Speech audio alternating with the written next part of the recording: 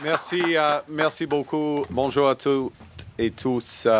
Et merci, Julie, pour votre travail et celui de Nathalie et Joanne. Nathalie Provo et Joanne Thompson et toutes les équipes qui sont représentées ici. Vous avez rendu ce jour historique et vital possible. C'est un plaisir d'avoir le parc Gatineau en arrière-plan, un joyau du Québec et de la région de la capitale nationale du Canada. Our country is blessed by an incredible natural heritage. From the rugged Atlantic shores to the towering peaks of the Rockies, from the sweeping prairies to the boreal forests, from the Arctic to the sprawling mountains of British Columbia. Nature is at the heart of Canada. It is at the heart of our identity. Nature strengthens our sovereignty, it supports our economy, it sustains our lives and livelihoods. Nous nous trouvons dans une province où cette réalité est profondément ressentie, où le paysage façonne la culture, la langue et la vie quotidienne. Tout comme les rivières qui se jettent dans le Saint-Laurent, qui sont des voies navigables et des artères vitales pour les écosystèmes. En tant que Canadiens et Canadiens, la nature est dans notre nature. Notre milieu naturel nous distingue du reste du monde. Nos terres s'étendent pour former le 12e plus grand pays du monde, bordé par le plus long littoral du monde. Canada is home to 20% of the world's fresh water, 25% of the world's wetlands, almost a quarter of the world's boreal forests, more than 80,000 species from the iconic polar bears, beavers, Canada geese, to the unique eastern wolf, Vancouver Island marmot, and the Perry caribou. Nature is also an asset that provides a flow of goods and services over time. These ecosystem services make nature our greatest ally in the fight against climate change. They help mitigate and reduce the severity of climate disasters. Wetlands absorb carbon and they absorb excess rainfall. Forests prevent erosion and floods. Healthy ecosystems reduce the impacts of severe weather that can damage our communities. While protecting us, nature also provides for us, including the very building blocks of life, food, clean water, materials for shelter. And our ecosystems provide massive economic benefits for Canadians. One example. The sites managed by Parks Canada alone contribute over $4 billion to Canada's GDP, and they employ over 37,000 Canadians. Quand on ne protège pas la nature, on ne fait pas un choix économique avantageux. On fait un choix qui va à notre encontre. Now, the very scale of Canada's natural heritage makes our choices consequential for the entire world. And Canada has been a world leader in protecting global nature. Some of you, those behind me, those in front of me, those watching, were at the UN Biodiversity Conference in Montreal in 2022, where Canada helped secure a landmark agreement to halt and reverse global nature loss, the Kunming-Montreal Global Biodiversity Framework. As part of it, we and others committed to one of the world's biggest conservation goals, protecting 30% of our lands and waters by the end of this decade, 30 by 2030. This included a commitment to identify critical areas for our biodiversity and ecosystems, and by conserving these habitats, helping to limit the effects of climate change. Pour un pays aussi vaste que le nôtre, protéger 30% de nos terres et de nos eaux est un engagement ambitieux. C'est un engagement que notre gouvernement s'efforce de respecter avec détermination. À cette fin, nous présentons aujourd'hui un plan, une force de la nature, la stratégie du Canada visant à protéger la nature. Today, we're launching a force of nature, Canada's strategy to protect nature. This is an ambitious new plan that invests $3.8 billion of new funds across three pillars: protecting nature, building Canada well, and valuing nature and mobilizing capital. Nature is a force for our well-being. When we're protecting nature, we're protecting Canadians, the air we breathe, the water we drink, the rivers we swim in. That's why today we are putting in place enduring mechanisms to achieve that goal of protecting 30% of our lands and waters by 2030. To get there, we're moving forward with a comprehensive approach. We'll create new national parks and marine conservation sites, new national urban parks, everything that Julie got into politics for, and more, and new so-called other effective area-based conservation measures, which are sites where the land and water can be conserved while allowing some other activities. Creating these spaces is ambitious. It requires significant funding. And we know we can't do it with just public money alone. That's why we'll work with the private sector to catalyze investments and preserve our lands and waters. Now, we're starting investing in our existing national parks to safeguard the extraordinary sites so they can be experienced for generations to come. We all have our connections. Just outside of Fort Smith, Northwest Territories, where I was born, Wood Buffalo National Park has made the preservation of the bison and the whooping crane possible, both endangered species when I was born. When I was growing up in Edmonton, I made lasting memories in Jasper National Park, just as my kids did here in Gatineau Park. So creating new parks and making all parks more accessible will help every Canadian experience the beauty of our great nation, as I have. That's one of the reasons, one of many, why we renewed the Canada Strong Pass for this summer, so Canadians can visit all our national parks for free. And it's why we're moving forward immediately on two new conservation sites. The first is the Winnipeg Indigenous Protected Area and National Marine Conservation Area in eastern James Bay off Quebec. And the second is the Seal River Watershed National Park in Manitoba. Le projet d'aire protégée autochtone et d'aire marine nationale de conservation de Winnipeg permettra de protéger une région essentielle qui soutient les communautés autochtones et où l'on trouve certains des espèces du Grand Nord canadien, dont les ours polaires et les belugas.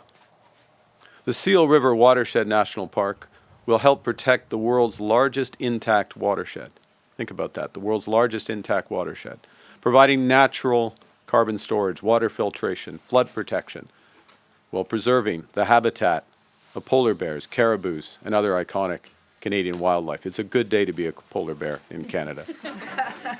Souvent, quand nous parlons de conservation, nous pensons à la protection de certaines terres et la restriction de la plupart des activités qui s'y déroulent.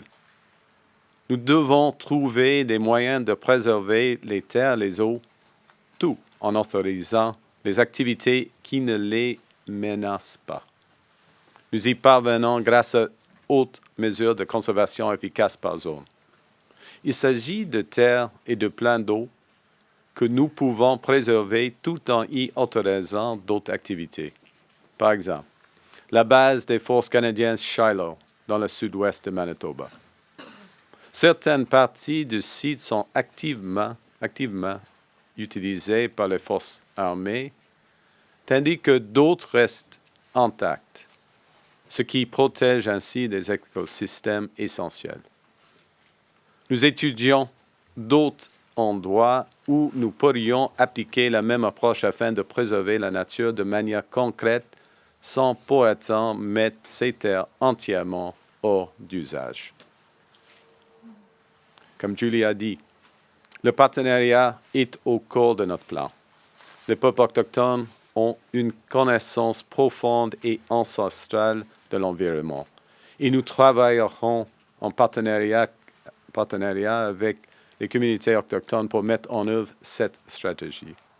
Nous collaborons avec des organismes de conservation et nous appuyons sur leurs expertises en matière de protection des écosystèmes. Nous collaborons avec les provinces et les territoires afin d'optimiser nos efforts de conservation à l'échelle nationale. Right now, today, about 14% of our land is protected. And through these new parks and conservation areas, we will add an additional 16% by 2030, achieving fully our 30% goal. It's a big day. And as we protect our land, we will protect our waters. We're establishing up to 14 new marine protected areas and conserved areas, and up to 10 new national marine conservation areas. 2 of these areas are in the Arctic. The Saveur-Juak and the Kikitait marine protected areas. Together, they'll help protect the habitats of species that are central to Arctic ecosystems: walruses, belugas, and you guessed it, polar bears. In total, these new conservation areas will add over 12%, bringing us towards our 30% target for marine protected areas at about 28% of protected waters once complete. So we've got work to do to close that gap, and we will close that gap. To restore our waters, we're also removing one of the deadliest forms of marine pollution, ghost gear. That's gear, abandoned and discarded fishing gear that harms marine mammals and seabirds.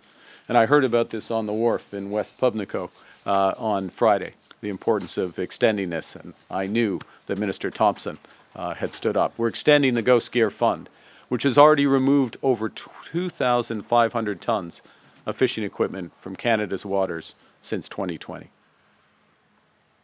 We're investing as a government in existing efforts that deliver the best results, like the Pacific Salmon Strategy, which protects this vital lifeblood of ecosystems on the West Coast.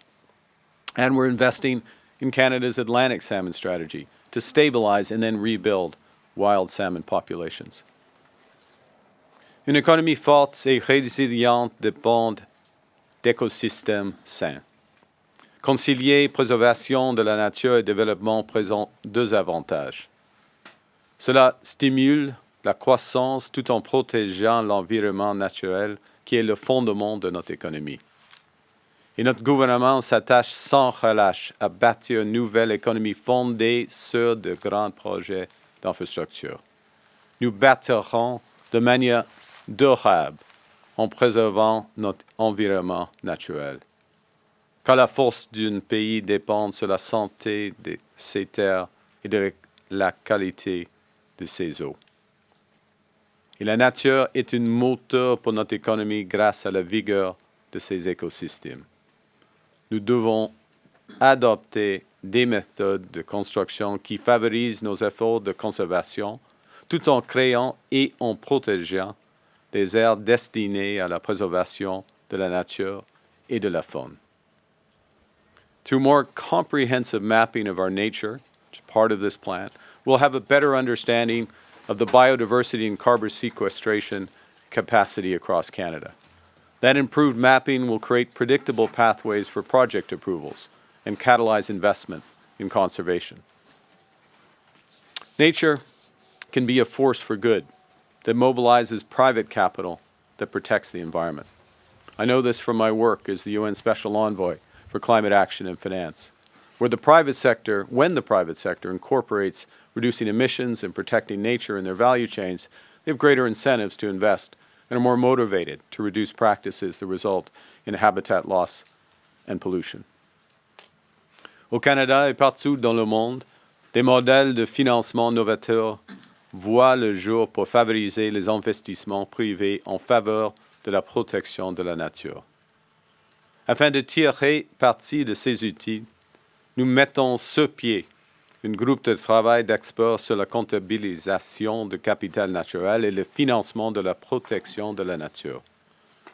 Le groupe de travail définira comment mesurer la valeur de la nature et étudiera les moyens de la considérer comme un actif qu'il faut protéger, une richesse dont nous ne pouvons pas nous passer. C'est en suivant l'état de nos écosystèmes avec la même rigueur que celle dont nous faisons preuve poursuivre les rendements économiques et financiers que nous jetterons les bases nécessaires aux décisions d'investissement visant à protéger les milieux naturels.